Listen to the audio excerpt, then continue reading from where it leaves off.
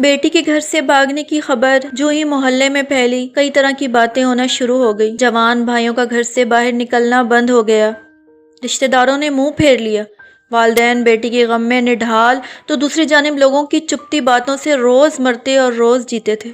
آخرکار گھر بدلنے کا فیصلہ کر لیا اور گھر بیچ کر انجان لوگوں میں گھر لے لیا، مگر والد کا دل نہیں چاہ رہا تھا وہاں سے جانے کو۔ اسے اپنی بیٹی کا انتظار تھا۔ بہت کہنے کے باوجود وہ وہیں ایک چھوٹی سی جھونپڑی میں پڑا رہتا۔ کئی ماہ گزر گئے۔ ایک دن ایک پھٹے پرانے کپڑوں والی مریض لڑکی کے رونے کی آواز سے ان کی آنکھ کھل گئی۔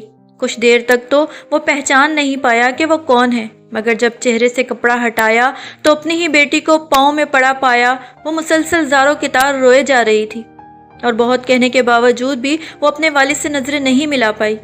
رسوائی اور ذلت کی جس آگ میں وہ اپنے والدین کو جھونک کر گئی تھی، اس کے بعد تو شاید وہ ایک پل کو بھی جی نہیں پائی۔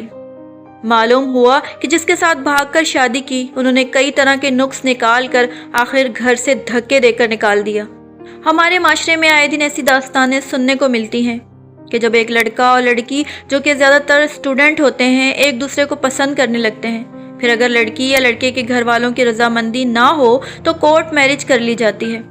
مجھے ان لڑکیوں پر بہت حیرت ہوتی ہے جو کسی غیر شخص کے لیے اپنے ماں باپ کو دکھ دیتی ہیں اور کورٹ میں جا کر شادی کر لیتی ہیں، وہ بھی اس معاشرے میں۔ انہوں نے کبھی سوچا ہے کہ اس واقعے کے بعد ان کے والدین کا کیا ہوگا؟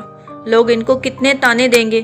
وہ لڑکیاں ایک پل کو سوچیں، کیا ماں باپ نے یہ دن دیکھنے کے لیے اولاد کو پیدا کیا تھا؟ ان کی پرورش کی، کھلایا پلایا، اچھے سے اچھا لباس پہنایا، تعلیم حاصل کرنے کا موقع دیا۔ بے شک ہر عاقل و بالغ کو یہ حق حاصل ہے کہ وہ اپنی پسند کا اظہار کریں، لیکن تب جب والدین راضی ہوں۔ ماں باپ کو دکھ دے کر کبھی بھی کوئی خوش نہیں رہ سکتا۔ اس طرح کی پسند کی شادیوں میں اکثر دیکھا اور سنا یہی گیا ہے کہ لڑکے کے گھر والے لڑکی کو قبول نہیں کرتے، پھر ان لڑکیوں کو در در کی ٹھوکریں ہی کھانی پڑتی ہیں۔ پھر مرد جلدی ہی اس محبت کے ڈرامے سے اکتا جاتا ہے، اس لیے اچانک اس کے ماں باپ سے محبت جاگ اٹھتی ہے اور وہ لڑکی کو چھوڑ دیتا ہے، اور پھر بعد میں وہی لڑکا کسی اور سے شادی کر کے گھر بسا لیتا ہے۔ تب بھی تو لڑکیوں کو صبر کرنا پڑتا ہے، تو وہ تب صبر کیوں نہیں کرتی جب اس کے والدین اس کے حق میں ہوتے ہیں، اسے اس شادی سے منع کرتے ہیں؟ اگر وہ وہاں صبر کا مظاہرہ کریں تو اس دنیا میں اللہ ان کو ان کے صبر کا پھل دے گا اور آخرت میں بھی اس کا اجر ضرور ملے گا۔